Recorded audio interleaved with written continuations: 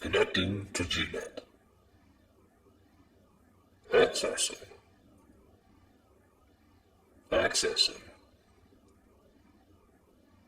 Connecting. LinkedIn.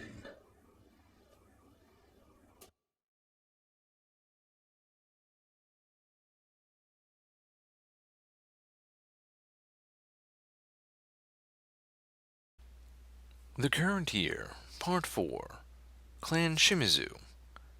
Clan Shimazu is one of the largest and wealthiest samurai clans in Imperial Japan. They also field one of the biggest armies equipped with the best high-tech samurai armor and weapons.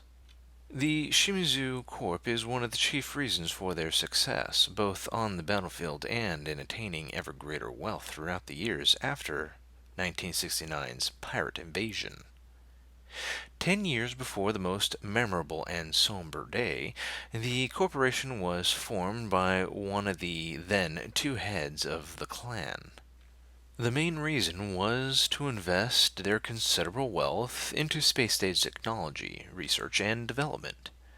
That, and of course, training the huge number of engineers that the Empire of Japan needed back then.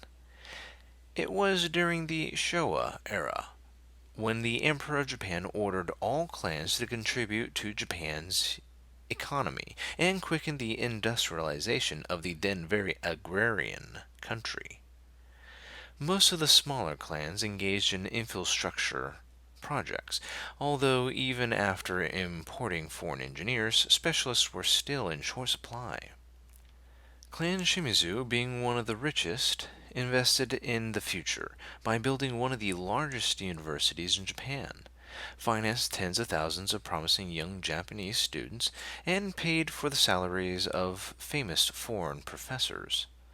That all paid out in later years, when during the 50s, Japan was able to boost its economy growth even more and build thousands of different factories across the country, thanks to Clan Shimizu's prudence. Moreover, 5 years before the invasion, during the summer of 1964, leaders of the clan, after consorting with the Emperor himself and allied aliens from the Killera race, jump-started one ambitious civil project. It was called the, quote, Future Armored Project, or the Yurai Ichu.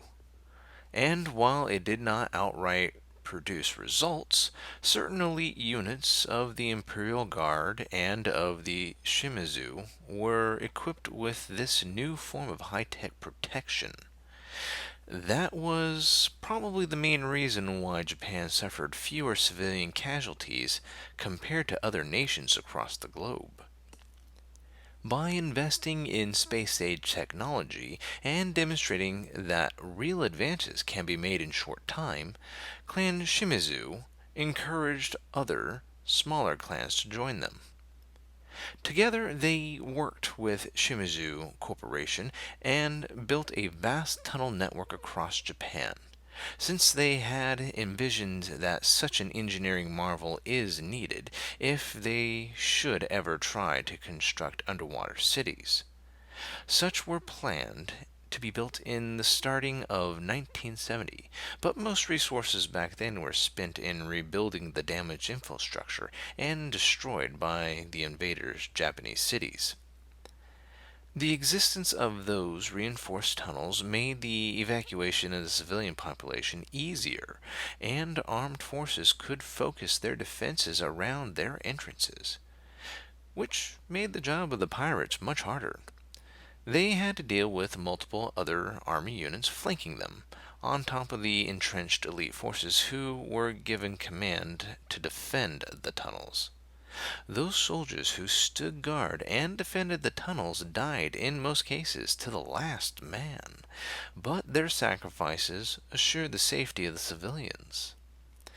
Shimazu forces for the first time used mecha in battle against technologically superior enemy and managed to win in some cases. Their power armors were perhaps not that well defended like those of the pirates, But the long rail guns, manufactured by Shizumu Corp. Engineers nevertheless killed a lot of enemies.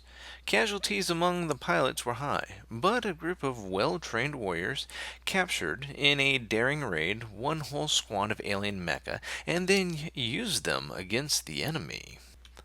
Shimazu clan is well known these days for their specialist troops. Their army is quite big, but instead of simply relying on numbers and brute force to win, the clan leaders use high-tech devices and computer specialists to give their troops an edge.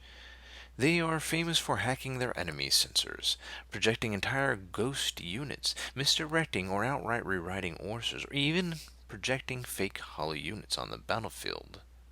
Otherwise, their ground forces are well equipped and supported with enough tank divisions, mecha squadrons, all protected and transported by their brand new spaceships. More on Clan Shimizu's tactics, equipment, mechanized forces, and spaceships will be revealed in a later video, likely broken up due to the large nature of this particular clan's infrastructure. Now, if you've enjoyed this content and would like to support, then please do so by clicking that like button right there. You know, the one that's right next to you. And subscribing to this channel, as we are just going to continue on with the Starshatter universe, as well as anything else we can hope to get our hands on that could be interesting for you, the listener. And of course, if you're feeling froggy, go ahead and support the author, the writer, the creator of all this wonderful content.